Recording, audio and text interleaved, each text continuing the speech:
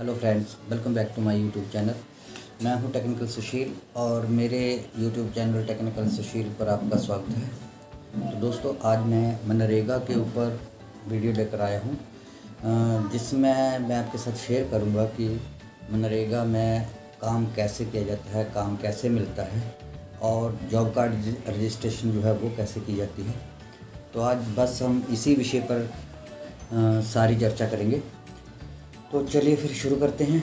तो सबसे पहले मनरेगा के बारे में आपको बताना चाहूँगा। मनरेगा जो है वो कई लोग कहते हैं कि मनरेगा जो योजना है, लेकिन मनरेगा एक योजना नहीं है। मनरेगा एक एक्ट है, एक अधिनियम है, जिसमें ये प्रावधान है कि जो जॉब कार्ड रजिस्ट्रेशन होल्डर होता है उसको एक साल में कम से कम मैक्सिमम 120 दिन का रोज़गार, जैसे हिमाचल है, हिमाचल में 120 दिन का रोज़गार जो है वो देना ज़रूरी है, और अदर स्टेट्स में ये अलग अलग भी हो सकता है। पर मैं हिमाचल की बात करूँगा तो यहाँ पर एक साल में, एक वित्तीय वर्ष में 120 दिन का रोज़गार जो है वो एक परिवार को, एक जॉब कार्ड होल्डर को दिया जाता है। तो उसके बारे में मैं बताऊँगा कि आपको सबसे पहले उसके लिए क्या करना है। तो उसके लिए आपको सबसे पहले आपका जॉब कार्ड बनना जो है वो बहुत ज़रूरी है। और जॉब कार्ड बनाने के लिए कोई ज़्यादा मुश्किल नहीं है।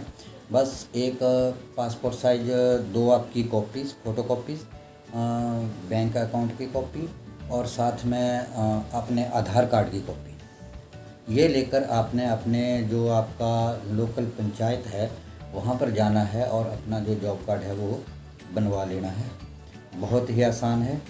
और जॉब कार्ड बनने के बाद आपको जॉब कार्ड इशू कर दिया जाएगा और उसके बाद आप जो है वो मनरेगा में 120 दिन एक वित्तीय वर्ष में काम करने के लिए एलिजिबल हो जाते हैं।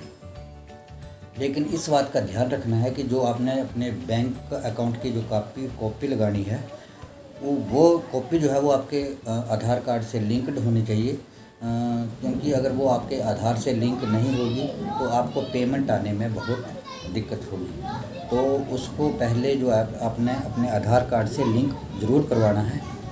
और जब आपका जॉब कार्ड बन जाएगा उसके बाद आप उस पंचायत में काम करने के लिए एलिजिबल हो जाएंगे। तो जैसे आपका जॉब कार्ड बन गया, उसके बाद काम करने के लिए क्या करना पड़ेगा। तो काम करने के लिए आपको बहुत आसान है। आप एक सिंपल प्लेन पेपर पर भी एप्लीकेशन लिखकर पंचायत में दे सकते हैं।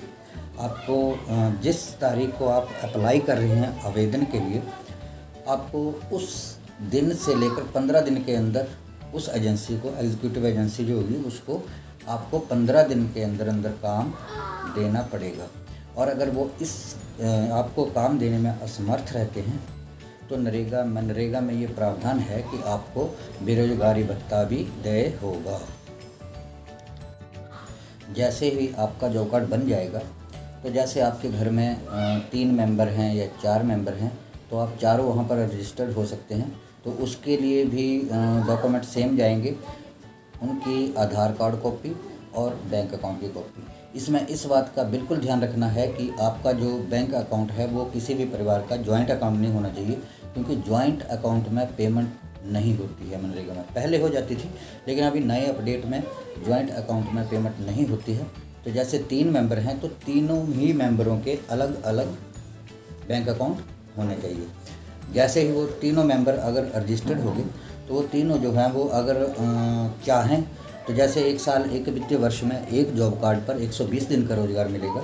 तो 3 मेंबर जो अगर तीनों काम करना चाहते हैं तो उनको 40-40 दिन एक वित्तीय वर्ष में मिल जाएंगे।